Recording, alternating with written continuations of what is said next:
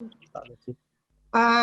न, आप सब लोगों का शुक्रिया कि आप लोग आज के दिन आए। और हम लोग कोशिश तो हमेशा ही करते रहते हैं कि थैलेसीमिया के बारे में जितना भी लोगों को बता सकें, पढ़ा सकें, वो करें। लेकिन ये एक अच्छा फोरम होता है कि कह दिया जाता है कि ये थैलेसीमिया इंटरनेशनल डे है, जिससे थोड़ी सी हमारी जो ज़्यादा महसूस हम करते हैं कि भाई हमारे पे और भी कुछ ऐसा बोझ है जो कि हमने उतारना है। तो मुझे 3 टॉपिक्स दिए गए हैं। मैं एक टॉपिक कवर करूंगी और उसके बाद उसके ऊपर जो भी सवालात हैं या क्वेरीज होंगी लोगों की, उनके जवाब दूंगी और फिर उसके बाद I will go to the next topic. So the first topic is blood transfusion therapy in beta thalassemia. What are the goals of blood transfusion therapy?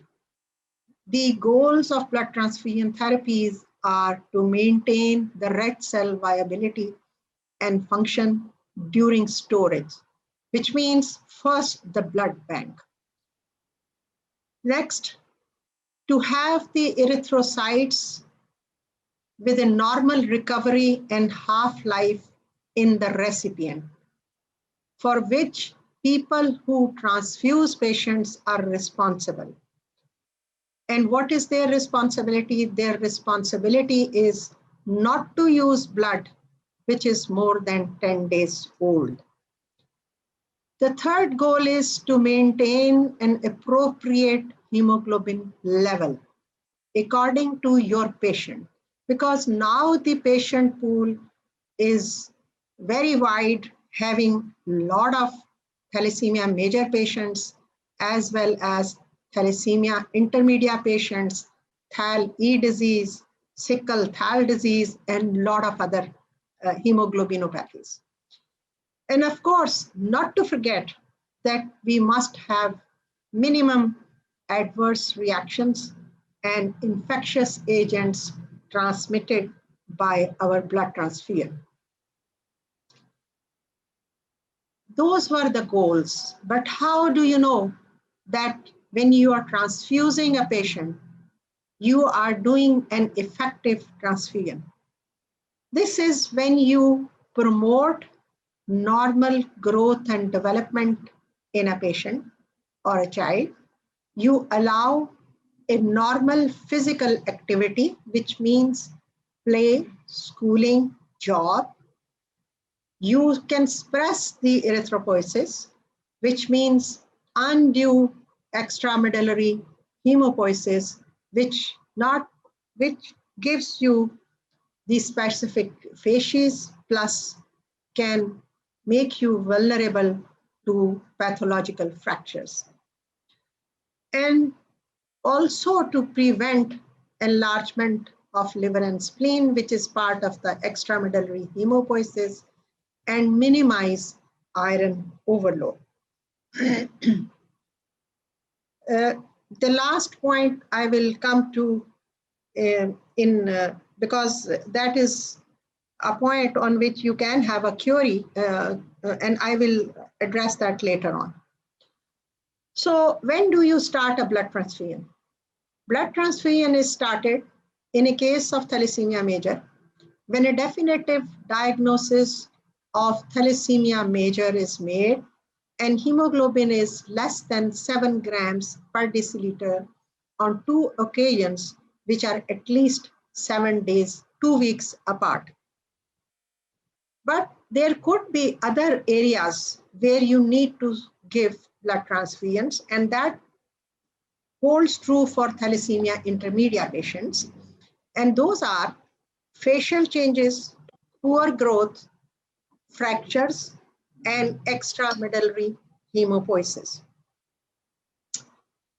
For blood transfusion, you have to correctly recognize the types of blood, in which it's not only grouping, but you also need to have other possible, if possible, other facilities like complete antigen antibody screen.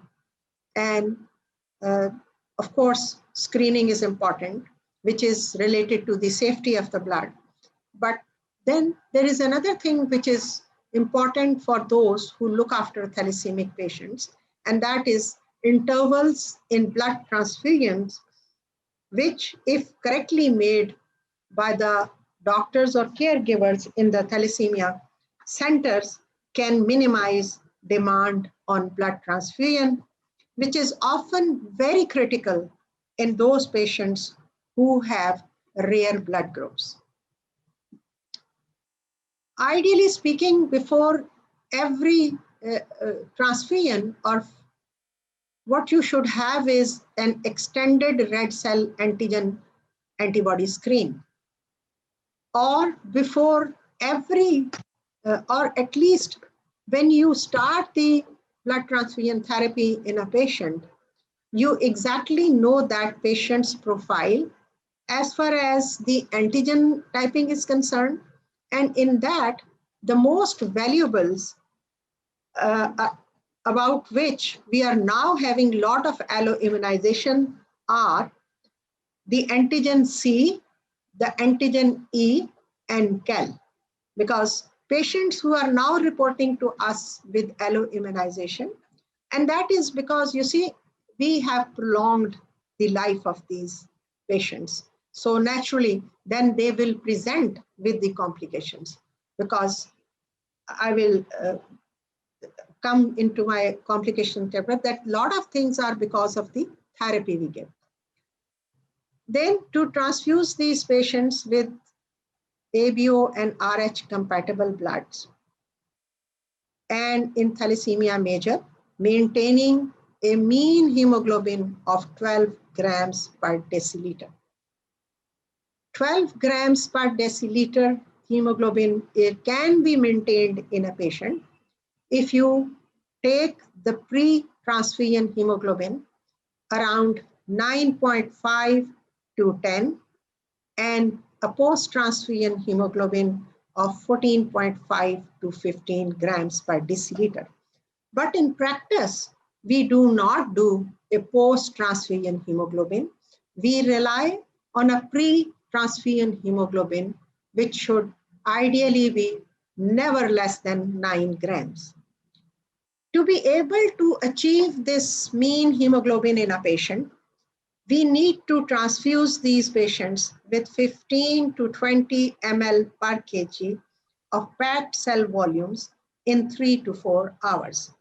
And it is very important for me to speak here, especially for those of my colleagues who are very enthusiastic and competent part 2 people, because, you know, they try to give blood to these patients.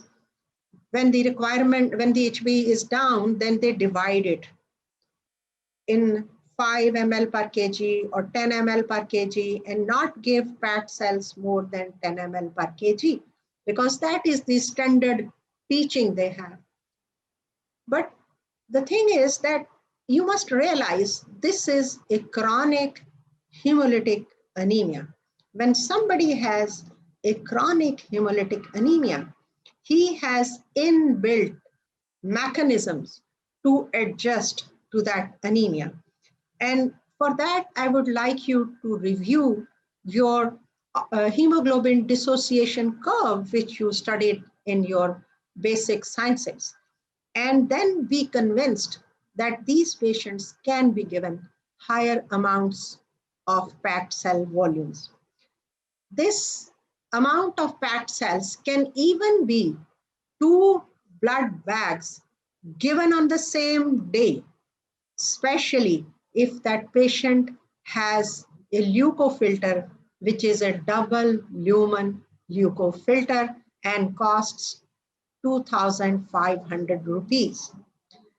For younger patients, why I stress this point is that when you limit the amount of blood in a patient for on 5 to 10 ml per kg, what you are actually doing is you are making sure that patient comes back to you in 3 to 4 weeks.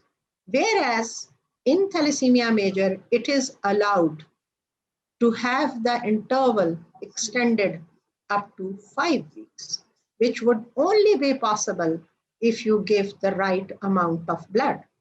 And also in those places where you discard the rest of the blood because the amount is not full bag, you also lose that blood which can be given to a patient, either the same patient or another patient. But somebody who is in frank cardiac failure, then you can have a single transfusion, which is 5 ml per kg. Patients who are thalassemics are often in your clinics or centers with a hemoglobin of 5 to 6 grams, but they are ambulant and they are not in failures. Leukodepletion is, of course, very desirable, but and can be done either in the blood bank, which is pre-storage, or you can give it with a leukofilter in the center or ward. Unfortunately, leukofilters are very expensive, and this facility of leukodepleting the blood is not available in many blood banks. This is a table which you can maybe have with you all the time, and this just tells you how much blood you can give to raise the hemoglobin. If you want to raise it by 1 gram, 2 grams, 3 grams, or 4 grams. The only thing is that you must note at the top that the hematocrit of the donor blood or the packing of the packed cell is important, which can give a hematocrit of 50%, 60%, 75%, or 80%. This is where I have to explain to you when I said that minimize iron overload in a patient who is optimally transfused. This shows you two graphs, a red and a green line. And you can see here that the patients who received larger amounts of blood, which is the, if you look at the left side of the graph, there is 100 ml, 200 ml, up to 600 ml per kg. These are actually the patients who had lower hemoglobin levels. And the mean hemoglobin level in these patients was around 8 grams per deciliter. And they were not maintained in a good transfusion scheme. So what happened was that when they were like 10 years old, this study was done in Guatemala, these patients had larger spleens, larger livers, and lower height centiles. And because they were receiving the amount of blood, which was between 500 to 600 ml per annum, they had larger amounts of iron. But when in the green line, you could maintain a good mean hemoglobin, these patients, they had lesser enlargement of liver and spleen. They had their heights at 50th centiles. They were chelated well because they had lower iron loads. So the other things which are important as far as the blood transfusion concerned are, I already mentioned the first point. You must maintain a record of transfused blood for each patient so that you can calculate the annual blood requirements for that patient per kg of body weight.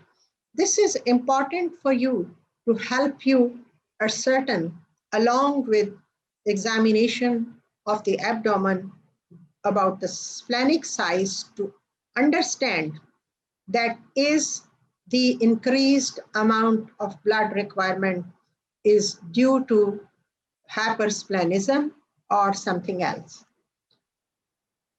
There are some patients, there is a rapid fall in the hemoglobin, and we must revise the things which can do that. The first, of course, is hypersplenism. But as I earlier said, that now we are facing the scenario where there are new antibodies which have been produced in the recipient, and these antibodies, they lower the hemoglobin if the blood which is transfused has the corresponding antigen. And looking at the antibodies in the patient and giving him the blood which is negative for the corresponding antigen is the hallmark of avoiding alloimmunization and autoimmune hemolytic anemia. But of course, they are responsible for a low hematocrit low hematocrit in the recipient. And these patients come to you saying, previously the blood was being transfused 4 weekly, then it became 3 weekly, then 2 weekly, and now we have to give it every week. So you must look into those patients to screen them for antibodies. The third is that if you give a patient the blood from a donor who has low hematocrit, there could again be a rapid fall. There are certain infections which can give rise to rapid fall in the hemoglobin, which are malaria, and blood transfusion transmitted malaria is also there. Gram-negative infections, which are very common in patients who are less than 5 years old, and some gram-positive bacteria also. And I'll tell you in the end, which is the gram-positive, which really bothers thalassemics, and you must look into that. A chronic blood loss can also give rise to that. And you must realize that in patients who have repeated epistaxis or they lose blood from gut, in which you must look at the piles as well as celiac disease. Autoimmune hemolytic anemias, these are easy to recognize. And you know this is a late hemolysis after a blood and presents with jaundice, hypertension, hematuria, sometimes fits, and can even have unconsciousness because this causes the cerebral edema. Sometimes you are unable to calculate the quantity of blood because, as I earlier said, older patients may require 2 to 3 bags at one time, depending on their weight. Acute illnesses with bacteria which are gram-positive, beta hemolytic streptococci are a real problem. And you must look into don't just give blood to these patients. Look at their throats. Some of them have acute follicular tonsillitis or chronic tonsillitis. And in these patients, unless and until you remove their tonsils, you are unable to maintain their hemoglobins. E. coli again has hemolysins, and that can give rise to hemolysis in the patient. So what are the different indications in thalassemia intermedia which can give rise to the need for blood transfusion? Growth failure is one. Sometimes a patient is on the same centiles for 6 months to a year. I think that patient should be punctuated at a wide interval for blood transfusion to give him a boost, especially if your patient is up to 5 years of age. Thalassemic facies is a standard given in the books. I don't give a lot of importance to that unless and until it is associated with enlargement of spleen, bone pains, or a microfracture. Osteoporosis, of course, you have to then give them transfusions because osteoporosis is a very difficult situation in adult patients due to bone pains, and it can limit their physical activity and can expose them to pathological fractures, which are very difficult to treat in these patients because their bones are so fragile that it is difficult to maintain casts or put nails in and other things which you require for multiple fractures. Then if a patient develops cardiac complication in thalassemia intermedia, and the commonest complication, of course, is pulmonary hypertension, which is there, or cardiac arrhythmias, because that is the hallmark in thalassemia major and in, intermedia and thalassemia major, you have the cardiomyopathy. If a patient develops hypersplenism, if he's more than 5 to 10 years, then it is better to have a splenectomy. Otherwise, you can put them on regular blood transfusions and hemoglobin F augmentation to be able to maintain them. But in a patient of thalassemia intermedia, in which you have started regular blood transfusions, then your schedule of administering blood should be the same as in thalassemia major. What are the practical recommendations in NTDT? The international recommendations for in non-transfusion dependent thalassemias is that if the patient has a consistently severe anemia of less than 5 grams per deciliter, then you should put them on regular blood transfusions. But even in NTDT, you can give an occasional blood transfusion in non-transfusion dependent thalassemias when you are anticipating an acute stress of any surgical or any other, a hemoglobin drop, which is less than 6.5, you have a blood loss, and that goes for accidents, any kind of trauma, as well as you have to take care of this fact in older girls who are menstruating, in pregnancy, because a lot of thalassemia intermedia women are giving birth to children, a surgical procedure, or an infection, because any infection, especially if it is like malaria or gram-negative or very severe sepsis, can lower the hemoglobin. So you can give an occasional blood transfusion. A more frequent blood transfusion can be required when the spleen is enlarging more than 3 centimeters per year, and that is the period when the patient is having maximal growth spurt, which we are very familiar as pediatricians. If there is a growth failure I earlier mentioned, or sometimes poor performance at school.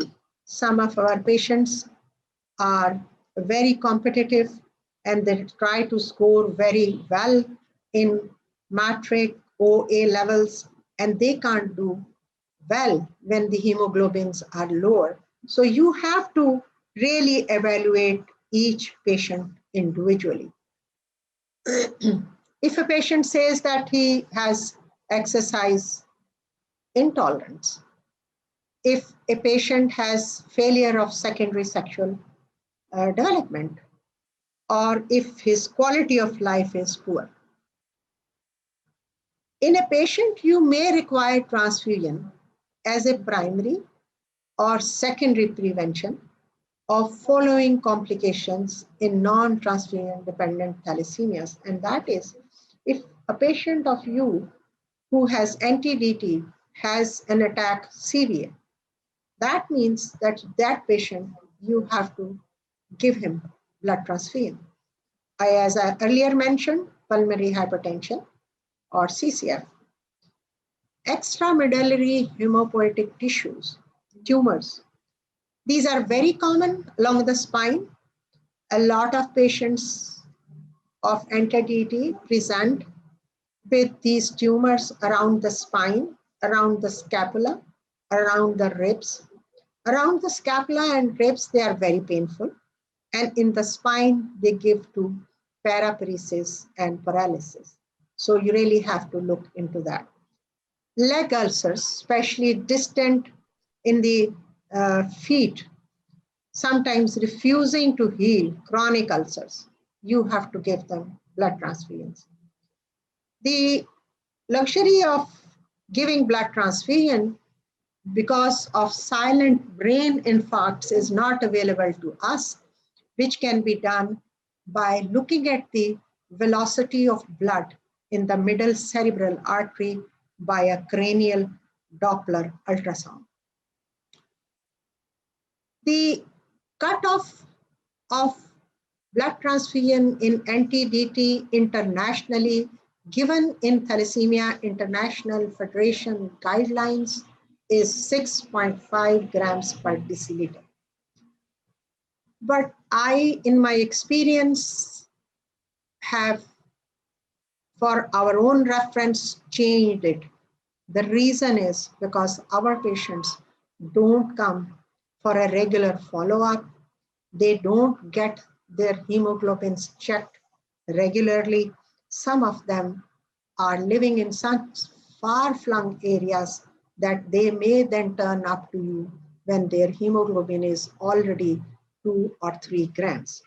So for that reason, I suggest that on the basis of my experience with these patients, I recommend that 6.5, the international cutoff, is good enough up to 5 years of age.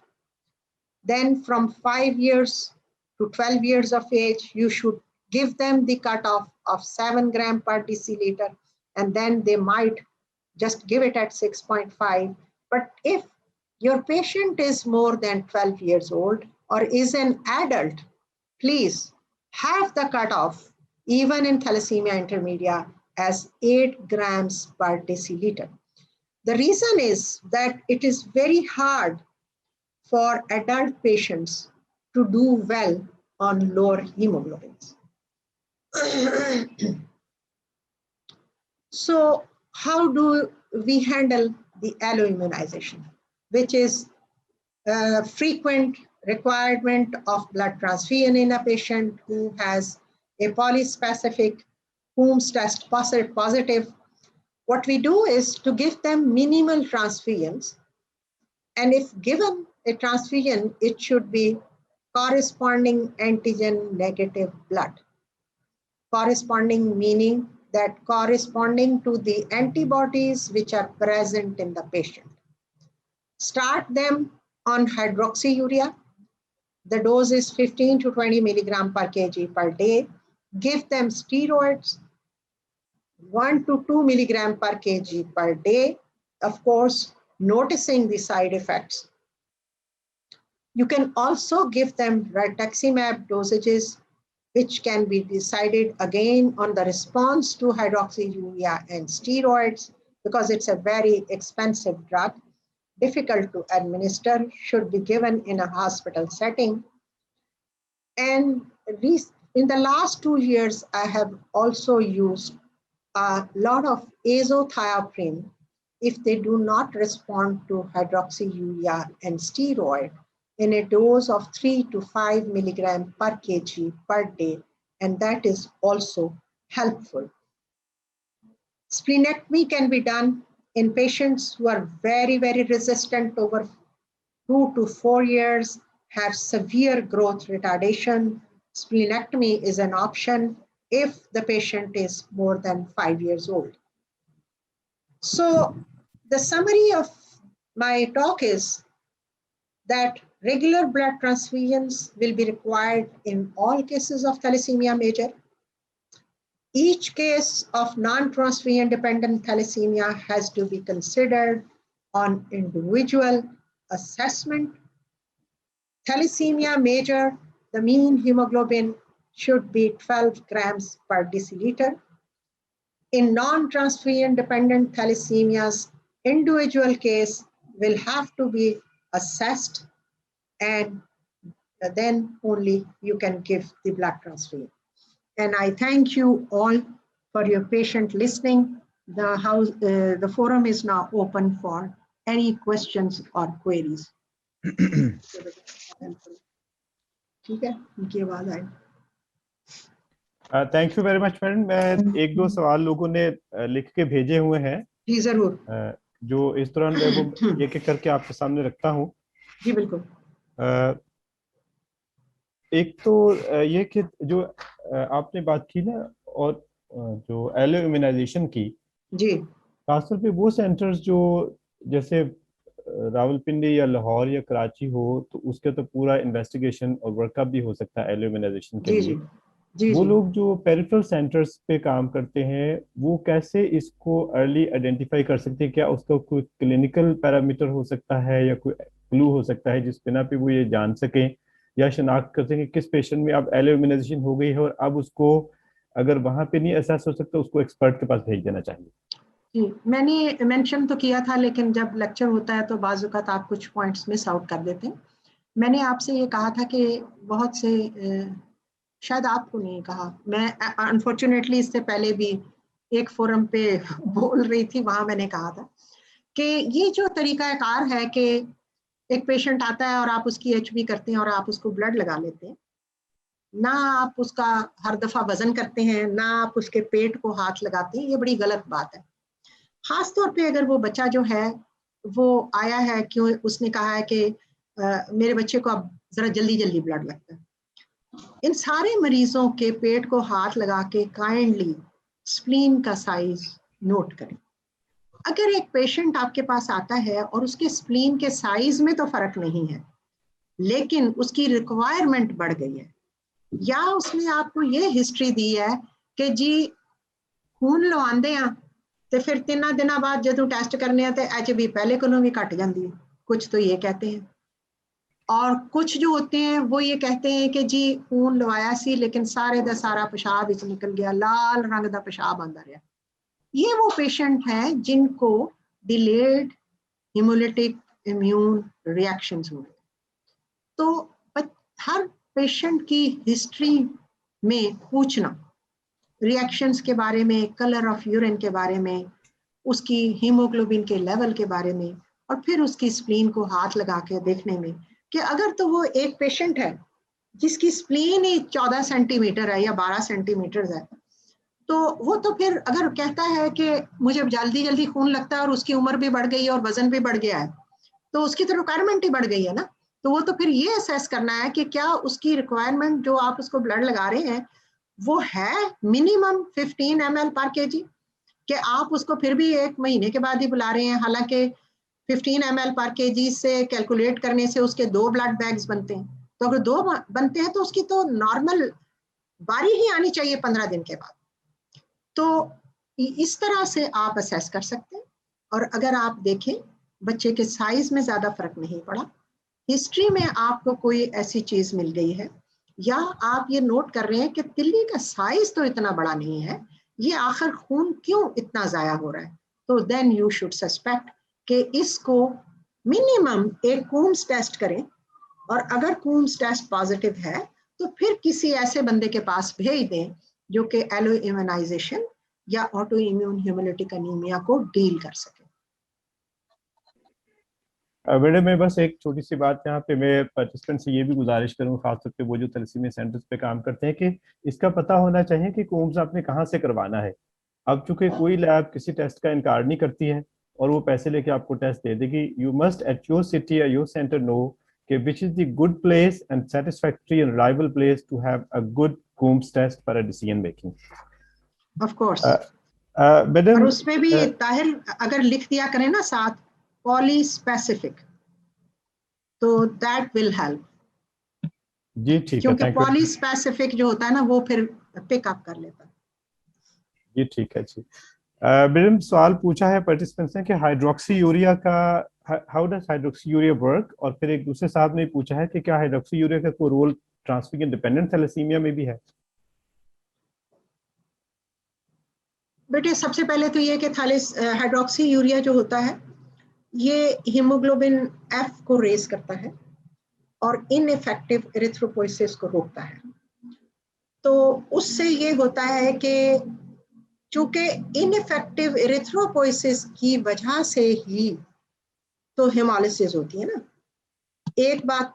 दूसरी बात ये कि जब ineffective erythropoiesis को रोकता है तो patient में जो बोन पेन्स और फीलिंग अनवेल फीलिंग होती है वो कम हो जाती है। हाइड्रोक्सी यूरिया का तो ये काम है।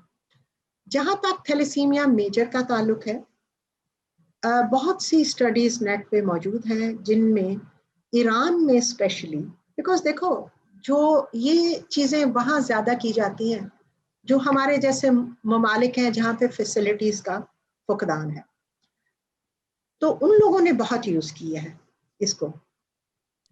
तीसरी बात ये कि ये डिसाइड करना कि ये पेशेंट हाइड्रोक्सी यूरिया को रिस्पॉन्ड कर देगा या नहीं करेगा, फुल करेगा पार्शियल करेगा, ये डिपेंड करता है for the genetic makeup of that patient which consists of primary modifiers, secondary modifiers and tertiary modifiers.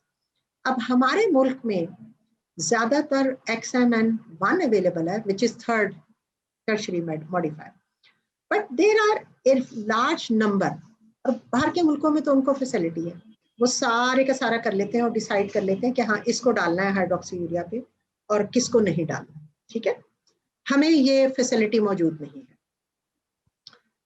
तो हमें चाहिए कि हम थैलेसीमिया मेजर में सिर्फ उन लोगों में हाइड्रोक्सी यूरिया यूज करें जिनमें या तो वो इतनी दूर रहते हैं बेचारे कि वो कभी भी वक्त पे पहुंच ही नहीं सकते अपने सेंटर ब्लड लगाने के लिए, या उनका ब्लड ग्रुप इतना रेयर है कि उनको मिलता ही नहीं है, या वो बहुत ही बेचारे गरीब हैं। तो वो मरीज जो होते हैं वो लो हीमोग्लोबिन की वजह से ना बेचारे खाते हैं ना खेल सकते हैं, जिस्म के उनमें दर्दें होती हैं, रोते रहते हैं, इरिटेबल होते हैं, मिजरेबल होते हैं। सिर्फ वहां यूज करके देख सकते हैं कि उनको क्लिनिकली और हेमेटोलॉजिकल फायदा हुआ है कि नहीं। उसके अलावा साइंटिफिकली तो फिर आपके पास जब तक पूरा जेनेटिक मेकअप ना हो, मेरा ख्याल है हम ethically are not allowed to use it in thalassemia major. Thalassemia intermedia में तो क्योंकि it is internationally documented, there is a book, TIF की एक पूरी बुक है इस पे नॉन ट्रांसफ्यूजन डिपेंडेंट थैलेसीमियास में, जिसमें ये मेंशन्ड है सारा कुछ। तो फिर I think we are morally and ethically bound to that. और इसका एक और पहलू आप कुछ पूछ रहे थे कि मैंने जवाब पूरा दे दिया कि नहीं। एलो इम्यूनाइजेशन में कैसे फायदा होता है हाइड्रोक्सी यूरिया से? हाइड्रोक्सी यूरिया से उसमें इसलिए फायदा हो जाता है बेटा, एक तो वो जो एक पेशेंट आता है ना आपके पास और वो 4 ग्राम के साथ आता है तो वो बड़ा मिजरेबल होता है।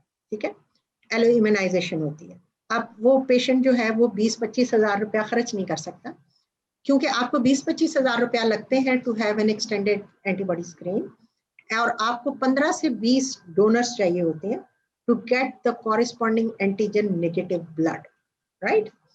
सो उस बच्चे को जब आप हाइड्रोक्सी यूरिया देते हैं और अगर उसका जेनेटिक मेकअप ऐसा है कि वो अपनी हीमोग्लोबिन 4 पे ही रखता है, 4 से नीचे नहीं जाने देता, और उसका इनइफेक्टिव एरिथ्रोपोइसिस रुक जाता है, तो वो बच्चा जो है ना वो खुश हो जाता है, क्वालिटी ऑफ लाइफ इंप्रूव हो जाती है, खाने भी लग जाता है, चलने भी लग जाता है, खेलने भी लग जाता है, और आप थोड़ा सा ठहर सकते हैं, आप उसका मॉनिटर करते रहे कि वो कार्डियक फेलियर में ना जाए। ठीक है, लेकिन हाइड्रोक्सी यूरिया पे रहे, and at the same time आप एलो इम्यूनाइजेशन में एंटीबॉडीज को डील करने के लिए आप इम्यूनोसप्रेशंस देते रहते हैं। तो this is how we manage. और हम फिर उनको बहुत मुश्किल जब पड़ जाए हमें, अगर HB जो है वो 3 चलते चली जाए, तो फिर हम उनको ब्लड लगाते हैं, लेकिन उसमें खर्चा बड़ा हो जाता है। मगर इससे हम ब्लड लगाने का वक्फा बास पेशेंट्स में तो I can maintain them even for a year without a blood transfusion, on a low hemoglobin, because that gives me time कि एंटीबॉडीज कुछ अपनी मौत मर जाएं और कुछ स्टीरॉयड से और इससे मर जाएं, एजोथायाप्रिन से, तो फिर मर जाएं तो अच्छा होता है, फिर उसके बाद आप ब्लड लगा सकते हैं। मैडम एक सवाल ये पूछा है पार्टिसिपेंट से कि for how long we need to continue corticosteroids and by what regimen in alloimmunization? कॉर्टिकोस्टीरॉइड्स सबसे पहली बात तो ये है कि we can give corticosteroids with very strict monitoring. You must monitor your patient for hypertension, any visual impairment, and myopathies or bone pains और hirsutism वगैरह, ये सारी चीजें आपको देखनी है। जो मैं करती हूँ वो मैं आपको पेश कर देती हूँ, वो ज़रूरी नहीं है कि बहुत सही हो या कोई इंटरनेशनल एक्सपर्ट उसको कहे कि हाँ ये ही रिकमेंडेड हो सकता है, लेकिन अपने हालात के मुताबिक what I do is to give it with 2 milligram per kg for 4 weeks, reduce it to 1 milligram per kg in next 4 weeks, and if I am able to maintain my patients without blood transfusion, I switch it to alternate day, just like nephrosis, and then keep that patient on that dose for any length of time I need without the appearance of side effects. तो मैं steroids इस तरह use करती हूँ, लेकिन कुछ patients में नहीं किए जा सकते। मैडम एक सवाल पूछा है कि पल्मोनरी हाइपरटेंशन जो नॉन ट्रांसफ्यूजन डिपेंडेंट थैलेसीमिया वालों में है उसकी मैनेजमेंट कैसे करनी चाहिए? सबसे पहले तो you must start diuretics, increase their level of hemoglobin, monitor the hypertension, whether it is mild, moderate or severe, along with a cardiologist, and try to keep it limited. और कार्डियोलॉजी वाले जो हैं फिर इनको बाकी चीज़ें भी दे देते हैं, जिसमें बेनफ्रॉस्ट आजकल बड़ी इन लोगों की फेमिलियर है, बहुत पसंदीदा दवाई है, वो दे देते हैं। तो उसमें मेरा ख्याल है आपको 7 कार्डियोलॉजिस्ट को इन्वॉल्व करना चाहिए, लेकिन फौरी तौर पे diuretics higher haemoglobin levels is recommended. एक सवाल थैलिडोमाइड के बारे में कई सारे पार्टिसिपेंट्स ने पूछा है that what is the role of thalidomide in transfusion dependent और even non transfusion dependent thalassemia, और आपका एक्सपीरियंस क्या है इसके बारे में? और फिर ये कि कुछ सेंटर्स पे उसकी हीमोग्लोबिन 6 रिकमेंड की जाती है और उसके साथ में डायूरेटिक और कैप्टोप्रिल बाकी सारी चीजें भी, what should we do for those patients? बेटा मैं एक्चुअली मेरे I had the experience of looking at some of these patients who were given thalidomide from Peshawar, and actually I did contact the person who is doing it there. वो face पे तो और नाम है, लेकिन उसमें एक्चुअली एक हीमेटोलॉजिस्ट है जो कि फातिमीद में काम करता है, और according to them they have got 400 patients on thalidomide. लेकिन जब मैंने उसको ये कहा कि भाई मैं ये दवाई भी खुद भी यूज़ करना चाहती हूँ, तो अगर आप मेरे साथ अपना डेटा शेयर करें so that I am convinced and I can use it, तो उन्होंने मुझे कहा कि नहीं हम तब कर सकते हैं अगर आप हमें ज्वाइन कर लें और आप हमारे साथ एक जॉइंट स्टडी करें और आप हमारे पेशेंट्स भी देखें और हम आपके पेशेंट्स भी देखें और ये सब करें। तो फिर बेटा मैंने उनसे कहा कि बेटा being the chairperson of thalassemia federation of Pakistan, मैं कोई ऐसी स्टडी नहीं कर सकती, it will not be ethical for me, जिसमें आप सारी चीज़ें पहले मेरे साथ शेयर ना करें, क्योंकि आप भी जानते हैं ताहिर कि बेशक हम थैलेसीमिया का काम सालों से कर रहे हैं और अल्लाह का एहसान है लोग हमें ट्रस्ट भी करते हैं, लेकिन हमारी कोई भी गलती ऐसी हो सकती है जिसकी वजह से लोगों का ट्रस्ट खराब हो, और वो हम नहीं कर सकते, बिकॉज फिर बहुत से मरीज इस चीज़ से महरूम हो जाएंगे कि ये क्या है। मैंने जो उनके नुस्खे देखे हैं बहरहाल उनसे मैं सेटिस्फाइड नहीं हूँ। मेरा ये ख्याल है, जो मेरा एक्सपीरियंस है, जो मैं उन मरीज़ों को देखती हूँ कि उनमें से बहुत से मरीज़ ऐसे हैं जो कि एक्चुअली थैलेसीमिया इंटरमीडिया है, और वो पेशेंट्स हैं जो कि जिनको वो कहते हैं कि जी क्योर हो गए या डूइंग वेरी वेल, ठीक है ना, लेकिन उनके जनरल हालात बड़े खराब होते हैं उन मरीजों के, ठीक है। उनकी क्वालिटी ऑफ लाइफ मैंने नहीं देखा कि अच्छी होती है। जैसे हमारे, तो आप भी देखते हैं मरीज, मैं भी, और भी बहुत लोग देखते हैं कि हमारे जो पेशेंट्स हम मैनेज करते हैं ऑन दोज गाइडलाइंस जो कि इंटरनेशनल हैं, तो उनकी क्वालिटी ऑफ लाइफ बहुत बेहतर है। वो जवान हो गए हैं, कई नौकरियां कर रहे हैं, शादियां कर रहे हैं, बच्चे पैदा कर रहे हैं, ठीक है ना।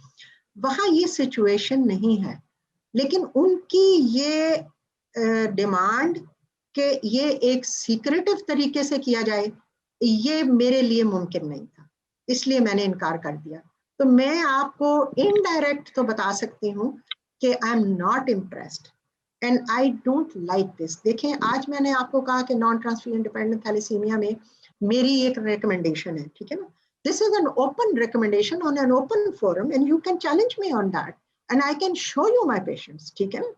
लेकिन एक ऐसी चीज जिसको मैं पब्लिकली ना शो कर सकूं, मैं उसके साथ शामिल नहीं हो सकती, इसलिए मेरा एक्सपीरियंस बहुत लिमिटेड है। बिरेन, आपको तो शायद कम पेशेंट अप्रोच करते होंगे लाहौर जाके। हम पिंडी इस्लामाबाद में बैठ के पेशावर का बहुत सारा ग्रुप शेयर करते हैं विद शेयर्ड मैनेजमेंट। हमारा अपना एक्सपीरियंस भी थैलेडोमाइड के वाले पेशेंट्स के बारे में बिल्कुल यानी कोई एतमाद वाला और उसका नहीं है। ना उसकी एडमिनिस्ट्रेशन, ना उसकी मॉनिटरिंग, ना उसकी आउटकम, कोई भी एक चीज़ ऐसी नहीं है patient selection to the outcome जिसके बारे में इत्मीनान के साथ ये बात कही जा सके कि ये मरीजों का एक तब ग्रुप कम से कम ऐसा है जिसमें थैलेडोमाइड का बहुत फायदा हुआ है। इसलिए वो फहेर से तो ये बात कही जा सकती है कि उसका कुछ फायदा हो, लेकिन there is no scientific evidence to it. बिल्कुल आप सही कह रहे हैं। एक्चुअली थैलिडोमाइड जो उन्होंने यूज करनी शुरू कर दी, मैंने इसको फिर काफी पढ़ा भी है बेटा, इसका माइलोफाइब्रोसिस में रोल है और उसमें ये चूंकि हीमोग्लोबिन ज्यादा कर लेती है, तो that is how they started doing it. लेकिन ये है कि जैसे आपने भी मतलब महसूस किया कि रिजल्ट्स इतने इंप्रेसिव नहीं है, तो फिर अगर रिजल्ट्स अच्छे ना हो तो एक ड्रग जो टॉक्सिक है उसको फिर मेरा ख्याल है कि नहीं यूज करना चाहिए जब तक कि उसकी कोई इंटरनेशनल रिकमेंडेशन ना आए। Thank you. एक सवाल पूछा है कि what is the COVID risk to thalassemic patients? Do they have the same risk which to everybody around us, या इनका रिस्क कुछ ज्यादा या कम है? जो मेरी अपनी पॉपुलेशन है उसमें मैंने देखा है कि इनका रिस्क तकरीबन उतना ही है, ज्यादा नहीं है, बिल्कुल ज्यादा नहीं है। उसकी वजह यह है सिंपल से उसका एक मैं आपको पेश करती हूँ कि आपको भी पता है गंगाराम का थैलेसीमिया सेंटर, उसमें एक दिन में इस वक्त 50 से 60 ट्रांसफ्यूजन होती हैं और शाम को ये सारे बच्चे बैठ के इफ्तारी करते हैं वहाँ। और जाहिर है आपको पता ही है कि SOPs कितने मॉनिटर हो सकते हैं। हमारे पास छोटे से तो जगह है, एक 2 कमरे हैं जिनमें होते हैं सारे, 50-60 मरीजों के साथ 50-60 उनके रिश्तेदार भी होते हैं, कभी ज्यादा भी होते हैं। तो वो पेशेंट्स जो थैलेसीमिया सेंटर अटेंड कर रहे हैं उनमें कोई हायर इंसिडेंस नहीं है, लेकिन वैसे कोविड के पेशेंट्स थैलेसीमिया में हुए हैं, ये नहीं है कि हुए नहीं है, हुए हैं, मैंने देखे हैं, मतलब मैं ट्रीट किए हैं, लेकिन ज्यादा नहीं है इंसिडेंस। मैडम, एक सवाल तो किसी साहब ने रेस्टरोक्सिबिन के बारे में पूछा है, वो हम आपकी अगली गुफ्तगू में चूंकि एड्रेस हो जाएगा तो उसको छोड़ देते हैं। सिर्फ जी एक ब्रीफ सा ये कि एक साहब ने पूछा, अगर एक पेशेंट हाइड्रोक्सी यूरिया पे और उसको स्प्लीन बढ़ना शुरू हो जाए तो शुड बी कंटिन्यू और शुड बी स्टॉप, और how would we need to proceed? Hydroxyurea सबसे पहली बात तो ये थी कि उसने क्यों शुरू किया। अगर उसने इसलिए शुरू किया कि उसने डायग्नोसिस बनाया कि वो नॉन ट्रांसफ्यूजन डिपेंडेंट थैलेसीमिया, फिर तो उसको बिल्कुल बंद नहीं करना चाहिए। अगर उसने इसलिए शुरू किया कि वो एलो इम्यूनाइज था तो फिर तो बिल्कुल बंद नहीं करना चाहिए, ठीक है। Hydroxyurea in itself does not give rise to enlargement of spleen because it has got nothing to do with that. लेकिन अगर उसकी स्प्लीन बड़ी हो रही है तो ये मालूम करना कि वो स्प्लीन रिसेंटली बड़ी हुई है या it is a large spleen which is hard inconsistency. अगर तो वो हार्ड इनकंसिस्टेंसी है वो पहले से है, अगर वो सॉफ्ट सी स्प्लीन है, अभी रिसेंट एनलार्जमेंट हुई है, तो फिर उसको को रिलेट करें कि क्या उस पेशेंट में रीसेंट इन्फेक्शन हुई है, क्या रीसेंट ब्लड लॉस हुआ है, क्या रीसेंट इंक्रीज्ड डिमांड हुई है, जिसकी वजह से वो पेशेंट जितनी HB हाइड्रोक्सी यूरिया रेज कर रहा था उसको कंपनसेट नहीं कर सका, तो स्प्लीन एनलार्ज हो गई। ये तो बड़ा सिंपल है। फिर अगर वो सॉफ्ट है और बिल्कुल रीसेंट है तो एक blood transfusion they, it will push back the spleen and then you can just continue with hydroxyurea. Hydroxyurea को अगर आपने इनिशियली आपने अच्छी तरह से फैसला किया है कि ये हाइड्रोक्सीयूरिया देना है, तो फिर जब तक उसके साइड इफेक्ट्स ना आए तो फिर नहीं करते। या एडल्ट मेल्स में मुझे ये प्रॉब्लम होती है कि इनका स्पर्म काउंट लो हो जाता है, तो उसमें फिर मैं ऐसे करती हूँ कि temporarily when they want to have a child hydroxyurea बंद कर देती हूँ।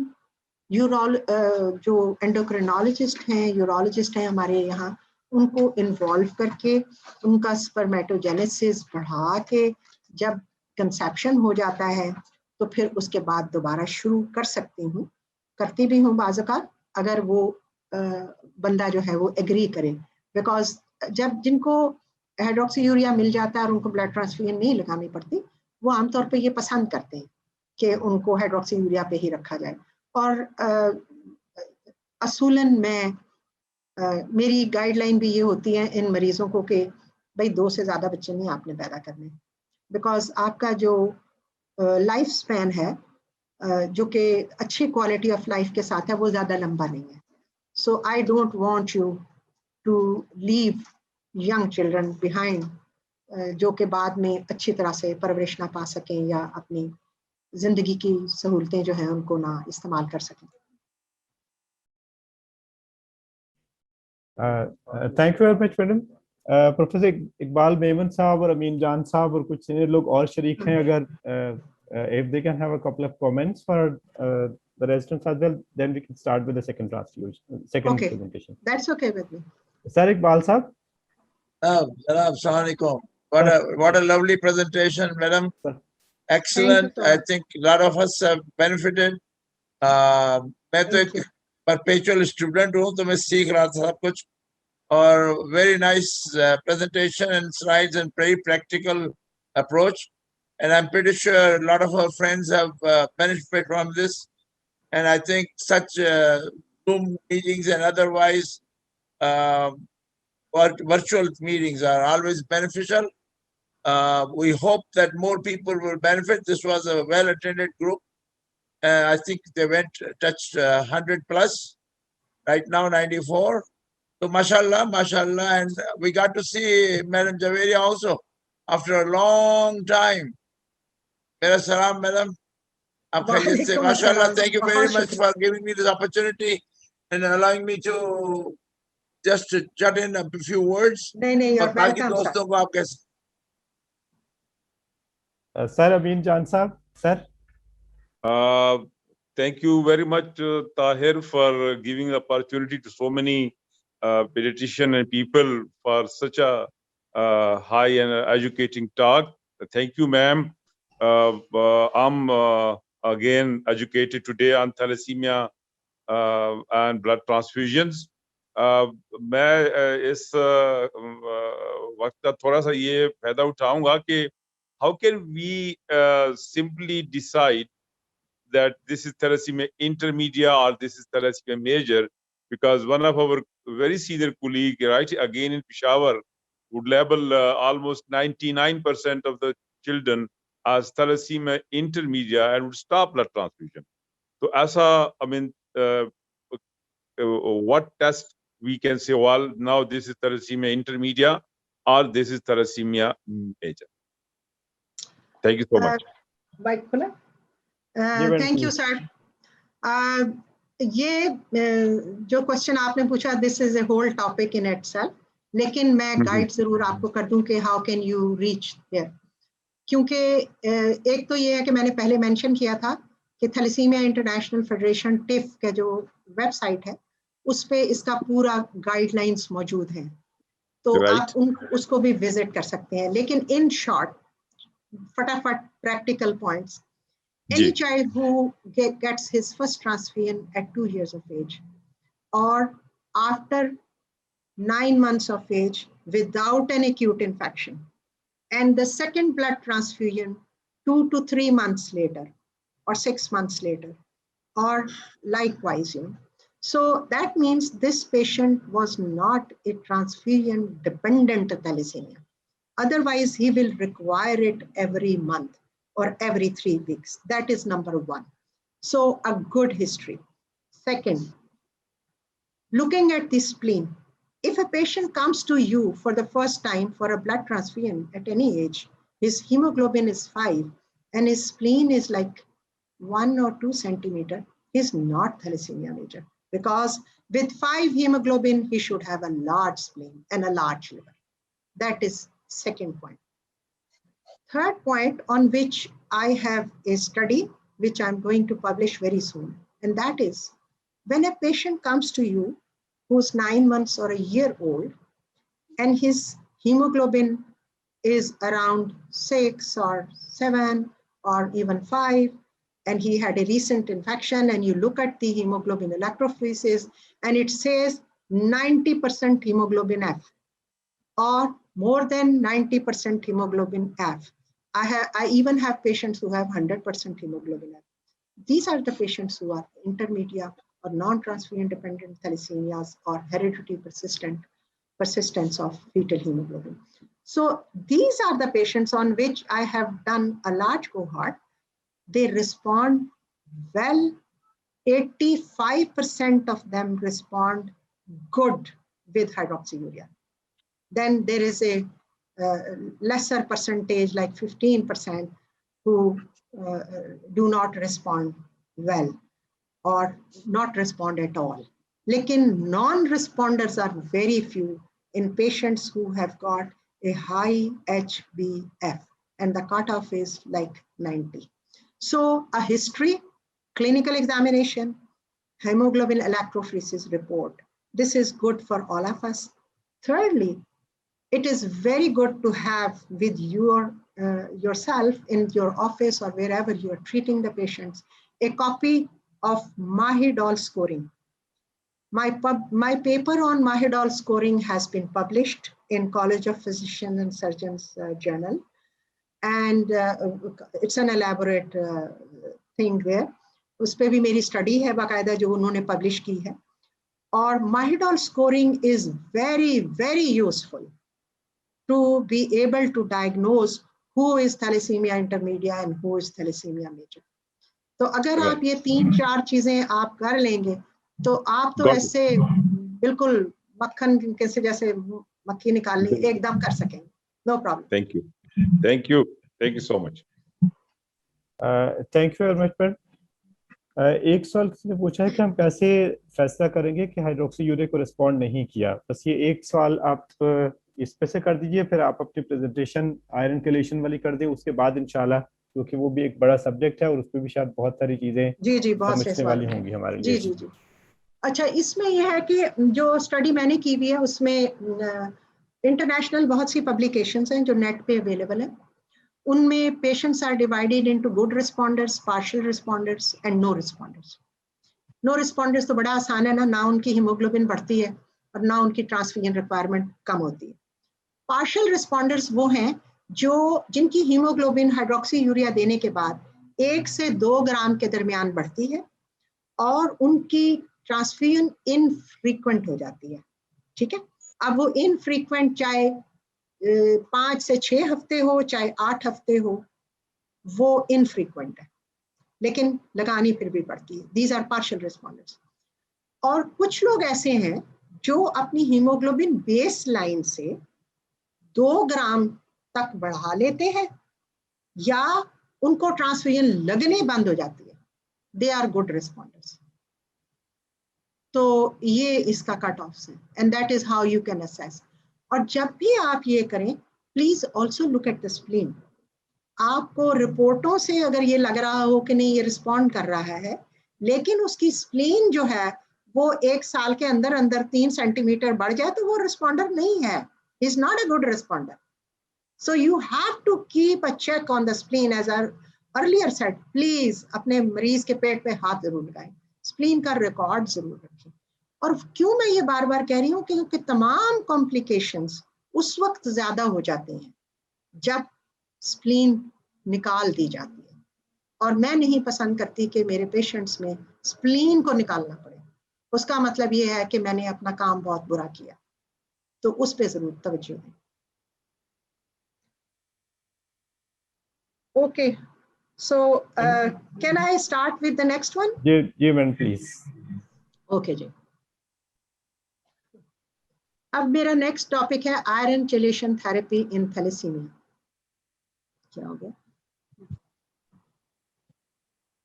हम सब जानते हैं कि हमारे सारे मरीजों को ही आयरन का बहुत प्रॉब्लम होता है, और हम आसानी से मरीजों को कह भी देते हैं कि आयरन तुमने कम नहीं किया इसलिए ये हो गया, आयरन तुमने कम नहीं किया इसलिए ये हो गया. लेकिन आई थिंक कि हमें खुद तो पता होना चाहिए ना कि क्या हमारी वजह से तो नहीं ऐसा हुआ कि हम आयरन ना कम कर सके. चल नहीं रहा. Okay, so design of chelation therapy in thalassemia is according to the correct diagnosis, from which I mean that is it transfusion dependent thalassemia or non-transfusion dependent thalassemia, because I showed you that slide which tells us ke kis tarah se it can jeopardize. Secondary high transfusion scheme and low transfusion scheme. Again, that green and red line on that 10-year-long study. Third, design should also be on the proper monitoring, और जो widespread monitoring हमें available है वो आपको पता है serum ferritin है. Early recognition of hypersplenism, because अगर हम hypersplenism recognize नहीं करते और उस बच्चे को और ज़्यादा blood लगाते चले जा रहे हैं, so we will increase the amount of iron overload. Recognition and treatment of autoimmune hemolytic anemias and alloimmunization, because of frequent blood transfusions, you again go on giving blood, increasing the iron overload. And treatment of infections. All infections should be promptly treated in thalassaemic patients. So I have already told you that what is the correct diagnosis. You all know that thalassemia major patients get their excess iron from multiple transfusions, whereas thalassemia intermediate patients get them from increased gut absorption and ineffective erythropoiesis. In thalassemia major, you start blood transfusion chelation therapy at serum ferritin level of 1000 nanogram per ml. And you try to maintain it at less than 500 nanogram per ml. Your choices are desferrol, deferriprone, and decerasirols. In non-transfusion dependent thalassemias, you have a lower cutoff of serum ferritin, which is 800 nanogram per ml. And you try to maintain it at less than 300 nanogram per ml. And the choices lie between desferrol and deferasirols, because when you use hydroxyurea in non-transfusion dependent thalassemias, you cannot use deferriprone, because both these drugs have potential for bone marrow suppression, and you can't use it in non-transfusion dependent thalassemia. You may ask me why I have lower ranges for non-transfusion dependent thalassemia, because in non-transfusion dependent thalassemias, the iron is deposited in patches. It is patchy distribution in the tissues, which does not linearly correlate with serum ferritin. So international recommendation is to start chelation in thalassemia intermediate patients at lower levels.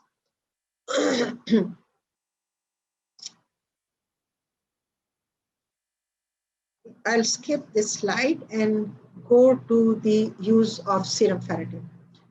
So why do we use serum ferritin? Mainly we use it in Pakistan because हमें तो यही available है. लेकिन there is an ease of assessing. It is an inexpensive test as compared to MRI, and you can Myers can be done repeatedly, and you can monitor your chelation therapy. And maintaining a low serum ferritin has been documented in studies with a lower morbidity and mortality. But what are the disadvantages of using serum ferritin? It is an indirect measurement of iron burden. It fluctuates in response to inflammations and infections. So the patient has to be guided properly not to get a serum ferritin done if he has a chronic disease, or at least rely on it if he has a chronic disease like he has rheumatoid arthritis, or he had a recent infection of upper respiratory tract or diarrhea or sepsis, then your serum ferritin would be wrong.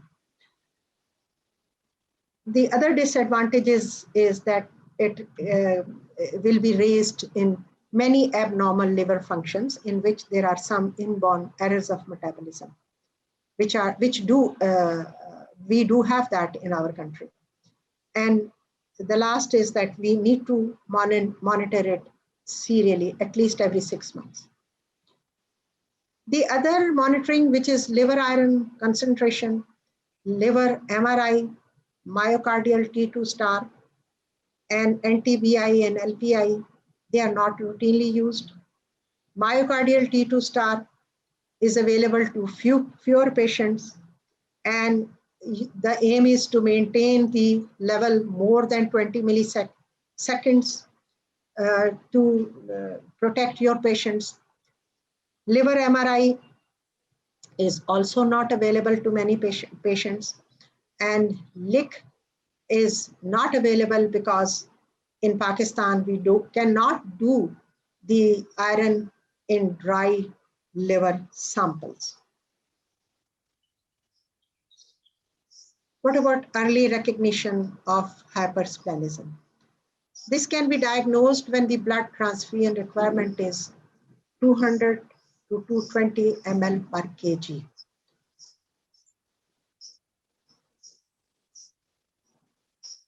ये कुछ गड़बड़ हो गया. Okay. I have already given you the cutoffs in major and intermediate, but we must remember that chelation is a slow process, and small amount of iron at any one time is available for chelation.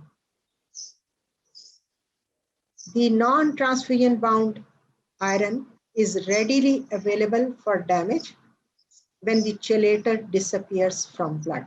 And that is the reason that you have to give desferol over 8 to 10 hours. And you have to maintain a specific interval between drugs so that the patient is not exposed to NT-BI, which means that if you give a chelator 3 times a day, then it should be strictly 3 8-hourly dosages. Or if you are using D-ferrosirox, then it has to be the same time every day. So we have the available chelators, you all know. These are the 3 chelators which are available, and you're well versed with them. And I will not go into the details of this. These are all available with us and licensed. But there is a new formulation, I can't say formulation, but a new form of D-ferrosirox, which is also available in the country now. And I think I should make you familiar with that by the name of Olyptus. It is also D-ferrosirox. The only thing is that it is film-coated tablet. And it is again once daily, but the advantage of this D-ferrosirox is for those patients who do not comply with your regular D-ferrosyrox, and because this does not need any preparation or mixing, and it does not have the limitation that you cannot take it with food or you have to take it without food, and also because it does not contain lactose, because many patients who are lactose intolerant also have very severe diarrhea with Asunra, and you must be having those patients in your practice. There are 3 forms, 90 milligram, 180 milligram, and 360 milligram. These are their prices. I've given you prices so that you can calculate it yourself, that what is the difference of using this drug and the regular D-ferrosyrox, because the dose of this formulation is reduced by 30% of the dose of D-ferrosyrox. So this just tells you that you can crush it and give it with blood. So it actually has an ease of administration, and it is convenient by the patient, and there is a dose variability. As far as compliance with chelation is concerned, we all are familiar with this old PIGA study, which tells us that at the top, people who had 80 to 100% survival rate were the ones who complied with chelation. When it comes to Desferol, we also have the option of a continuous intravenous infusion. And when should one consider a continuous intravenous infusion, which, if done by a peripheral vein, can be done for about 4 weeks. But if you have a Portacath facility, which is now available in the country, you can get it inserted even in those patients who need a continuous IV infusion or who have to have a bone marrow transplant and you need to lower their iron overload quickly. This can be done.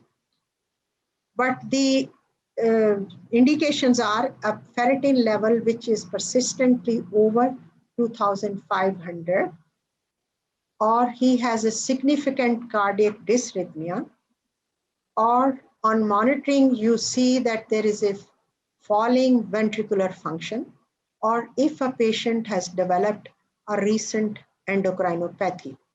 Because if he has a recent endocrinopathy and you chelate him continuously intravenously, the endocrinopathy can be reversed. You can also use intravenous infusion in a lady who wants to have a pregnancy to lower her serum ferritin to a level where he will not require any chelation in the first trimester of pregnancy.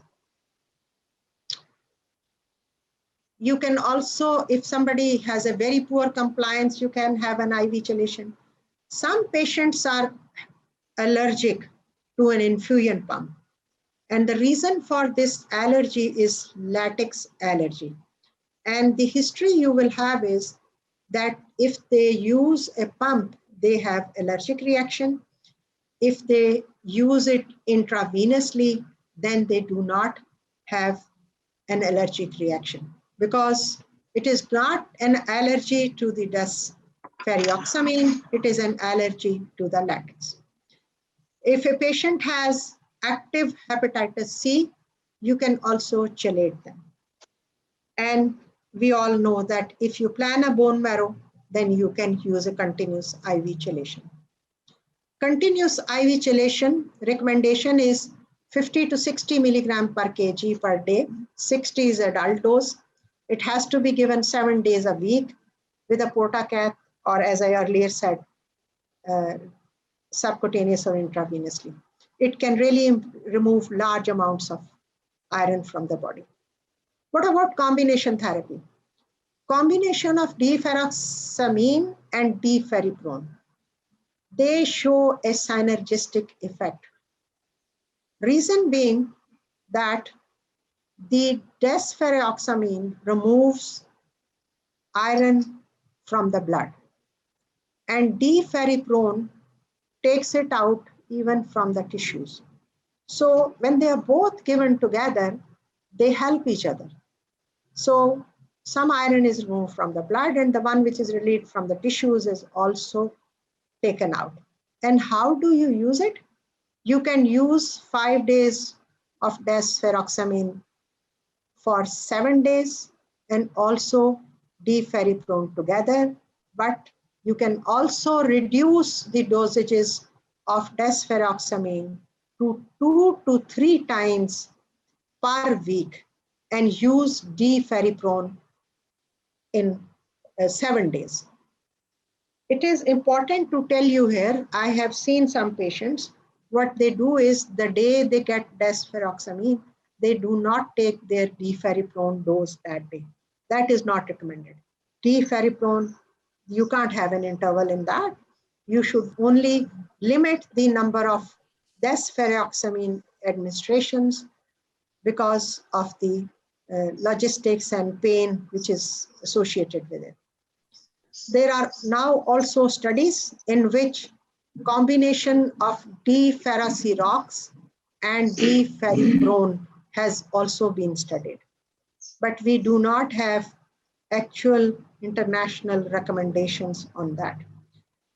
During combination therapies, you must realize that all the chelators do not differentiate between iron, calcium, copper, and zinc. So when they chelate, they also chelate zinc, copper, and calcium from the body. So when you use a combination of therapy, in combination therapy, this loss becomes excessive, and you have to give them zinc, copper, and take note of the calcium, because for the calcium, it becomes very, very serious when you have a patient who is heavily iron overloaded, and then he also has osteoporosis. So then you have to strike a balance, and you can't try to remove very energetically all the iron from the body, but make that patient cripple because he's already suffering from osteoporosis. So these things have to be taken care of. So what are the benefits? Benefits, as I earlier said, because they look after the different pools of iron, and they prevent the accumulation of non-transferrin bound iron. They have a better compliance and efficacy. They improve the quality of life. And when you use these drugs together, then the dosages can be reduced. So there is decreased individual toxicity of the drug. So as far as chelation is concerned, again, each patient should have a separate design of chelation therapy, which should be influenced by the type of thalassemia, or whether the patient is in high transfusion scheme and is regularly transfused, what is the severity of iron overload, how much you can monitor it, and then you can choose the drug. Every patient will have a drug on which he is doing well. You do not change the drug if a drug suits a patient. It can be desferrol, it can be D-ferriprone, or it can be D-ferrosirox. You should only change the drug if the patient is not compliant, if the patient is having side effects, or if the patient has become so heavily iron overloaded that you feel that you need a combined therapy, and then you can spare the monotherapy and use a combined chelation therapy. And when you are doing all this, you must take care of hypersplenism and not be erroneously giving more blood to increase the iron overload. You must look at the autoimmune hemolytic anemia and treat your infections and not study serum ferritin during or immediately after an acute infection. Thank you very much. And now I can have questions on this. Thank you very much, madam. Iqbal बेमन साहब ने एक सवाल पूछा है इसकी recording के बारे में. This being recorded and we will share with everybody. हम दोनों फोरम्स पे, पीपीए के फोरम पे भी शेयर कर देंगे कि इसकी रिकॉर्डिंग कैसे होगी, और जो थैलेसीमिया फेडरेशन का फोरम है उस पे भी इंशाल्लाह शेयर कर देंगे रिकॉर्डिंग कैसे सबको मिल पाएगी इंशाल्लाह. जितना मर्जी ताहिर, तुम्हें पता ही है मेरा, मैं तो चाहती हूँ इतने लोग सीखें, इतने लोग सीखें, इतने लोग सीखें कि मेरे जाने के बाद किसी मरीज को कोई प्रॉब्लम ना हो. लिहाजा जहां दिल चाहता है शेयर करो. जी इंशाल्लाह इंशाल्लाह. मैडम, पहला सवाल पाकिस्तान से किसी ने पूछा है कि हम जब मरीज आ जाए शुरू में तो हम कैसे फैसला करेंगे कि किस ड्रग से आयरन केलेशन शुरू करें? ये डिपेंड करता है बेटा आपके ऊपर. मैंने कहा जैसे हर मरीज जो है ना, सबसे पहले तो ये देखना है that the thalassemia major the serum ferritin is at least 1000 और इंटरमीडिया में इट इज एटलीस्ट 800. उसके बाद अगर तो बहुत छोटा मरीज आपके पास आ गया है और आप समझते हैं कि उसको आप इंजेक्टेबल नहीं दे सकते डेस्फेरॉल, तो आप ओरल सेलेक्ट कर लें, ठीक है. और फिर ये भी देखना होगा कि मरीज की जेब क्या है, उसको अवेलेबिलिटी क्या है, बिकॉज आप चिलेटिंग एजेंट्स बहुत से सोसाइटीज के पास या हॉस्पिटल्स में भी अवेलेबल है. तो उसको जो चीज अवेलेबल है उसको शुरू करें, और अगर वो उसको सूट करती है तो उसी पे रहें, जैसे मैंने पहले कहा.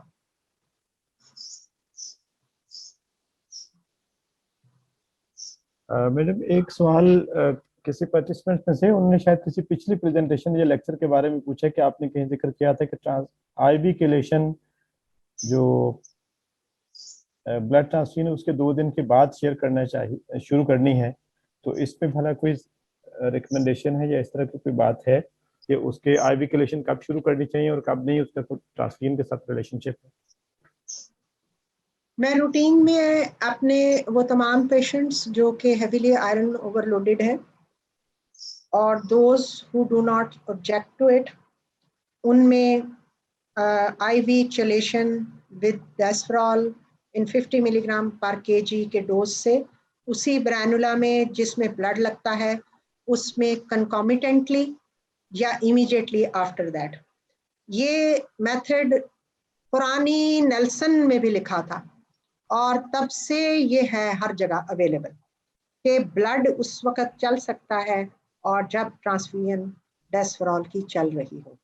Blood should finish in 3 to 4 hours and IV डेस्फेरॉल has to be on 8 to 10 hours. इसमें अब चाहे मैं समझाती ये हूँ कि ब्रेनला डाला, डेस्फेरॉल की ड्रिप शुरू कर लो, 3-4 घंटे के बाद ब्लड आ जाएगा, फिर ब्लड लगा दो. ब्लड की जो है ब्राउन सी जो बीच में कनेक्टर होता है उसके अंदर डेस्फेरॉल की ड्रिप की नीडल लगा दो और डेस्फेरॉल का रेट वही रखो जो आपने पहले मुतय्यन कर लिया था. तो ब्लड और डेस्फेरॉल इकट्ठे चलते रहते हैं. फिर 4 घंटे के बाद जब ब्लड खत्म हो जाता है, ब्लड का वाले निकाल दो, डेस्फेरॉल की इन्फ्यूजन वहां शुरू कर लो और जितना टाइम आपका बच गया है 2 या 3 घंटे वो आप खत्म कर लो. लेकिन बहुत सी सोसाइटीज जो हैं वो मरीजों को डेस्फेरॉल और ब्लड इकट्ठा नहीं लगाती और वो कहती हैं रिएक्शन हो जाता है. उस रिएक्शन की वजह भी मैं आपको समझा देती हूँ.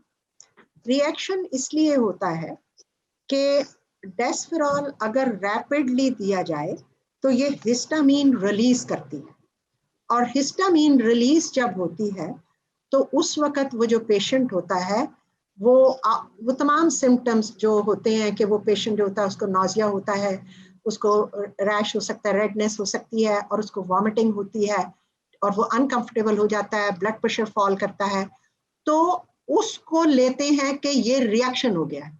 वो एक्चुअली रिएक्शन नहीं होता, वो ट्रांसफ्यूजन जो डेस्फेरॉल की है उसका रेट इंक्रीज हो जाता है। लेकिन इसमें मैं ज्यादा नहीं करती झगड़ा, क्योंकि कंप्लायंस का इशू आ जाता है। ठीक है, अगर कोई सोसाइटी ये समझती है कि नहीं जी हम ब्लड ट्रांसफ्यूजन के साथ डेस्फेरॉल नहीं दे सकते, तो कोई बात नहीं है, आप मरीज को कह दें कि जी वो ब्रेनुला ना निकालें और उसी ब्रेनुला में डेस्फेरॉल दे दें, क्योंकि वो वेन जो होती है वो तो आपको पता ही है खराब हो जाती है, ब्लड ट्रांसफ्यूजन के लिए अवेलेबल नहीं होती है। तो अगर हम एडवांटेज ले लें कि उसको कम से कम उस दिन चलेशन मिल जाए कंटिन्यूस फॉर 10 आवर्स, तो उसमें फायदा है, नुकसान नहीं। इसलिए ये बात तो है ही नहीं कि जी इंट्रावीनस चलेशन जो है वो 2 दिन बाद शुरू करनी चाहिए। ये अगर मैंने कहीं कहा है तो गलत कहा है, क्योंकि मैं तो खुद हमेशा साथ ही देती हूँ। मैडम एक चीज जो पूछते हैं कि short course of intravenous IV chelation के 10 दिन का एक कोर्स कर लें और इससे लोड बहुत कम हो जाएगा, इसके बारे में कि is it an adjunct to an pre existing chelation regimen or it's a replacement and alternative to a standard chelation regimen, and what is its role? And ये तो 10 दिन का कोर्स तो सिर्फ वही मैं रेकमेंड करूंगी जहाँ पे वो पेशेंट जो था वो या कोई भी चलेटर ले रहा था लेकिन वो कंजस्टिव फेलियर में चला गया। तो जब आपका कार्डियोलॉजिस्ट और आप मिलकर कंजस्टिव फेलियर से मरीज को निकाल रहे हैं और उसमें इन्फेक्शन नहीं है, तो आप उस वक्त यूज कर लें। बट अदरवाइज जो फौलाद आपने सालों पे इकट्ठा किया है वो 10 दिन में तो नहीं निकलेगा, इसलिए कोई उसका एडिशनल बेनिफिट नहीं है।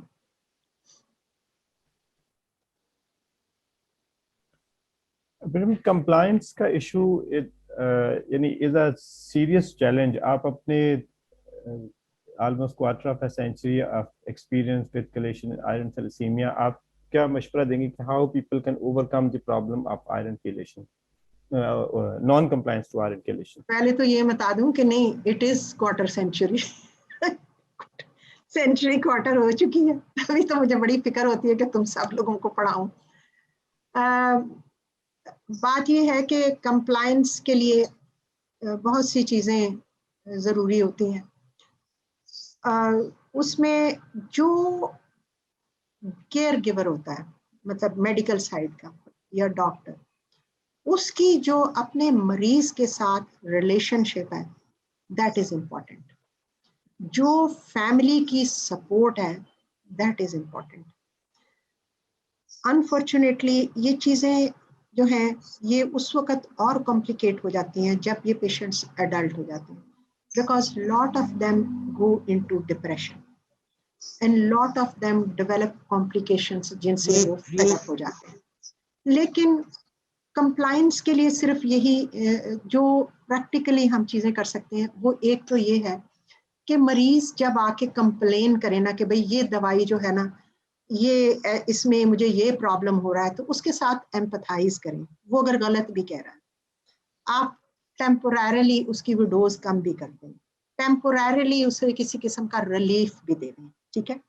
अगर वो कहता है कि नहीं मेरे पेट में दर्द होती है और मुझे बहुत मोशंस होते हैं, प्लीज उसको गौर से सुने, चेंज कर दें, ठीक है। सो आई थिंक के इन्हीं चीजों से, जिससे उसको जो तकलीफ किसी चलेटर से होती है उसके साथ आपकी हमदर्दी शामिल हो, आप उसको गौर से सुने और उसको ये ना कहें कि अच्छा ठीक है नहीं करना तो ना कर, फिर आप पे मरेगा तो ये इस तरह की बातें जब होती हैं ना सेंटरों में, तो फिर ये पेशेंट जो होते हैं ना वो बेचारे बड़े डिसहार्ट हो जाते हैं। बिकॉज बेटा बीमारी चाहे बहुत मामूली सी हो ना, अगर आपको पर्सनल एक्सपीरियंस हो ब्लड प्रेशर का या डायबिटीज का या किसी भी चीज का, तो क्रॉनिक बीमारी जो होती है ना, इसके साथ डील करने के लिए बड़ा हौसला चाहिए, बड़ा सब्र चाहिए होता है।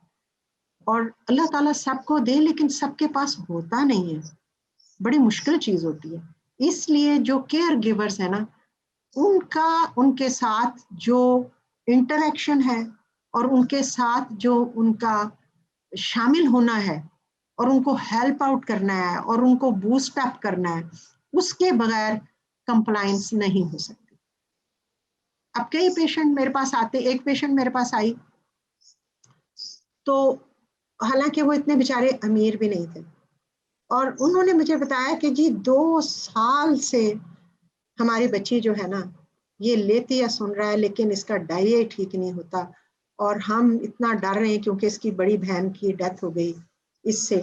अब देखो वो इतनी महंगी दवाई यूज कर रहे थे और वो इतने अमीर भी नहीं थे। अब 2 साल से एक बच्ची को डायरिया लगा हुआ है, तो भाई जिस जगह पे वो बेचारी ट्रीट हो रही थी वो क्यों उस चीज को तवज्जो नहीं देते। और यकीन करो वो इतने शुक्रगुजार हुए कि मैंने कुछ नहीं किया सिवाय इसके कि बड़े प्यार से समझा के मैंने उनको ओलिप्टस पे डाल दिया।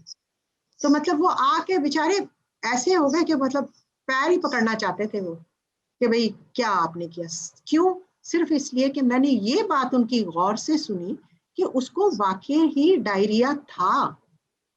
तो हम लोग जब मसरूफ होते हैं अपने क्लिनिक्स में या अपने सेंटर्स में, तो काम की ज्यादती की वजह से ना कई दफा मरीज की बात ही नहीं गौर से सुनते।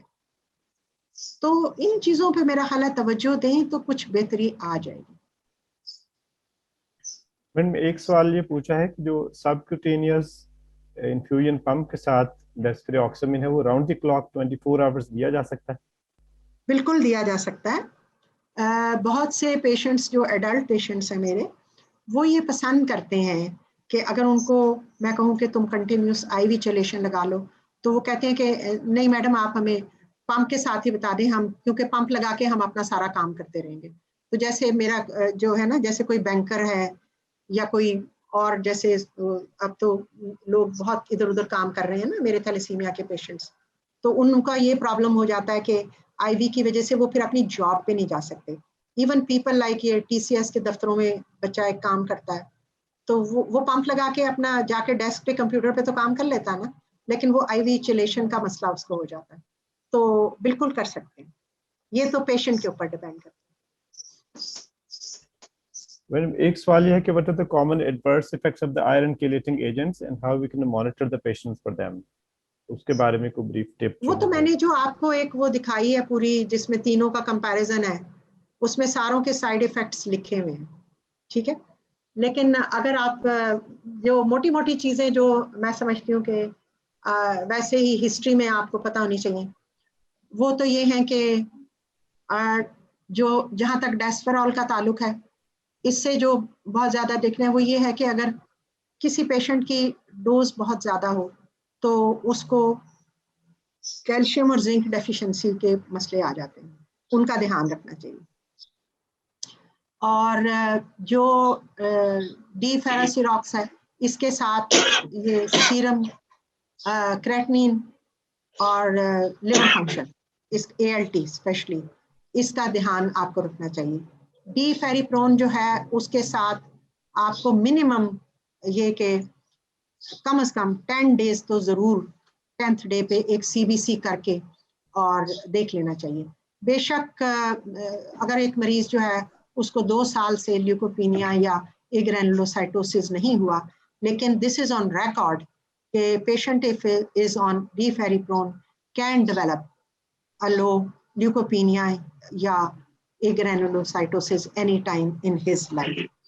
और स्पेशली इस चीज का कि ऐसा ना हो कि आपका डीफेरिप्रोन का पेशेंट जो है उसको कोई और बोन मैरो टॉक्सिक ड्रग मिल रही है, उसका ख्याल रखना चाहिए। बाकी जहाँ फैसिलिटी मौजूद है वहाँ पे पेशेंट्स का हाइट, वेट, आई चेकअप और ये जो मैंने बताया है सीरम क्रेटनिन, एलएफटी, ये सीरम क्रेटनिन तो 4 वीकली जरूर कर लेना चाहिए। एएलटी जरा सा एक्सपेंसिव होता है, अगर ना अवेलेबल हो तो कम से कम मिनिमम 8 हफ्ते के बाद जरूर कर लेना चाहिए। तो ये चीजें जो हैं ये आपको करनी चाहिए मॉनिटर। मैडम एक सवाल ये पूछा है कि एक पेशेंट एलर्जिक है डेस्फ्रिऑक्सामिन को और वो डीफेरिप्रोन और ओरल केलेटर्स टॉलरेट नहीं करता, तो उसका क्या किया जाए? उससे कहो कि आज तक मेरी प्रैक्टिस में तो नहीं आया, 25 साल, बहुत साल हो गए, बहुत ही साल हो गए। लेकिन ज़रा सा दोबारा से हिस्ट्री लें। ये मुमकिन नहीं है कि एक बंदा 3 ड्रग्स को सेंसिटिव हो unless and until that patient has some other problem, कोई और ऑटो इम्यून प्रोसेस है या क्या है, वरना 3 डिफरेंट ग्रुप्स ऑफ ड्रग वो एक बंदा नहीं हो सकता। हाँ, कंप्लायंस का इशू जरूर हो सकता है, जिसमें आप ये कर सकते हैं कि जैसे अगर वो डीफेरिप्रोन 100 मिलीग्राम नहीं टॉलरेट करता तो 75 देकर देखें, ठीक है। अगर वो डीफेरासिरॉक्स जो है वो 40 मिलीग्राम नहीं कर सकता तो 30 करके देखें और उसके साथ डेस्फरॉल या कुछ और चीज ऐड कर दें। या अगर गैस्ट्रोइंटेस्टाइनल प्रॉब्लम्स हैं तो फिर आप फिल्म कोटेड टैबलेट पे चले जाएं। लेकिन ये जरा मुश्किल है मेरे लिए बिलीव करना, क्योंकि मेरे पास भी बहुत नंबर ऑफ पेशेंट्स आता है, तीनों दवाइयों को तो एलर्जी नहीं होती किसी को, ये नहीं हो सकती। जी, कोई और सवाल पूछना हो किसी ने तो? मैडम, एक सवाल किसने ये पूछा है कि बोन पेन की और डिफरेंशियल डायग्नोसिस क्या है थैलेसीमिया में। और इसी के ज़िमन में एक सवाल किसी ने ये भी पूछा है कि अगर एक पेशेंट को ऑस्टियोपोरोसिस भी हो और फिर वो केलेट भी करना चाहे तो हमें प्रैक्टिकली क्या प्रिकॉशन करनी चाहिए?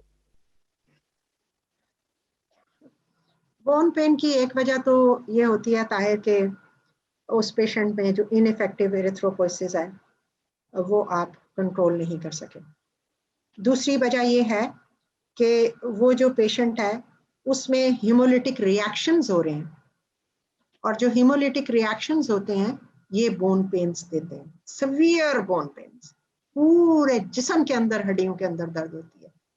और वो ये जो माइनर ग्रुप्स और जो antibodies, antigen antibodies, haemolytic reactions होते हैं उनकी वजह से होती है। फिर बोन पेन जो लोअर बैक एक वगैरह है ये बहुत कॉमन है ऑस्टियोपोरोसिस में, ठीक है। और इसके अलावा इन बच्चों में बहुत मैंने देखा है कि ऑस्टियोमाइलाइटिस और ये जॉइंट की जो इन्फेक्शंस हैं ये भी इन मरीजों में हो जाती हैं। जो एडल्ट पेशेंट्स हैं बियॉन्ड 30 इयर्स उनमें हिप डैमेज ये भी है, और बल्कि मेरे कुछ पेशेंट्स को हिप रिप्लेसमेंट वगैरह भी करानी पड़ी, तो ये भी बोन पेन्स दे देती हैं। ऑस्टियोपोरोसिस तो बहरहाल बोन पेन्स की वजह से है ही। Micro fractures which cannot be seen with a regular X-ray and can only be seen with an MRI is also a reason for bone pains. तो bone pains की तो यही common causes हैं। और जहाँ तक osteoporosis with iron chelation का ताल्लुक है, you have to make sure that these patients who are osteoporotic, they receive a lower dose of chelators when you are trying to improve their DEXA scan. और DEXA scan को improve करने के लिए आपको proper dose of calcium, proper dose of vitamin D, zinc supplementation और उनको देनी पड़ेगी। और जहाँ कहीं required हो वहाँ bisphosphonates, और साथ आप उसको increase करें उनके bone density को, और लोअर डोज ऑफ चेलेटर यूज करें। जब आप बोन हेल्थ इंप्रूव कर लें फिर आप उसको बेहतर कर सकते हैं। तो that is how we have to do, and we have to see कि क्वालिटी ऑफ लाइफ क्या उसके जो आयरन ओवरलोड की कॉम्प्लिकेशंस की वजह से ज्यादा खराब है कि क्या ये ऑस्टियोपोरोसिस की वजह से ज्यादा खराब है। मतलब हम एग्रेसिवली कार्डियक फंक्शन इम्प्रूव करते हुए किसी मरीज को व्हील चेयर में ना बिठा दें, इसका हमें ख्याल करना पड़ेगा। तो अब मतलब अब आके पता लगा और सारा कुछ ये, और आप लोगों को समझा रही हूँ कि बेटा थैलेसीमिया को जब डील करो तो मरीज को डील करो, मरीज को देखो, और कोई भी गाइडलाइंस चाहे वो इंटरनेशनल हो या नेशनल हो या मैंने कहीं हो, वो किसी भी मरीज पे सारी 100% फिट नहीं आती। आपको अपने मरीज को खुद असेस करना पड़ेगा और मदद लें अपने कोलीग से, कार्डियोलॉजिस्ट से, ऑर्थोपेडिक वाले से, अपने हेपेटोलॉजिस्ट से, जो भी आपके साथ हैं उनको शामिल करें।